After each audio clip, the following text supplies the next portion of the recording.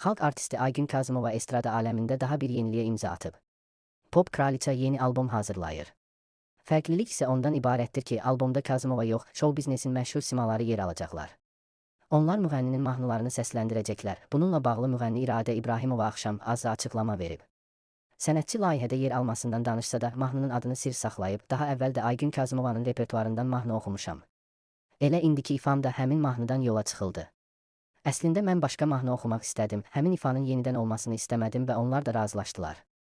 Mənə siyahı atıldı və ən çox bəyəndiyimi seçdim. Xoşbəxtəm ki, bu layihənin içərisində yer aldım. Amma etiraf edim ki, Aygün Kazımovanın mahnısını oxumaq asan deyil. Ümid edirəm ki, Aygün xanım qədər olmasa da mahnını sevdirə biləcəyəm. Mahnıya Aygün şirinliyi vermək çətindir. Onun özünə məxsus səs tonu, oxuma tərzi var, bunu isə etmək olmur. Kənardan asan görünə bilər, amma çox çətindir. İradə İbrahimova albomla bağlı daha bir etiraf da edib. Aygün Kazımovanın çox çətin dəsti xətti var, onun mahnıda qəribə jestləri, manevrləri olur. Onları necə yaratmaq və nə ilə əvəz etmək düşündürücüdür.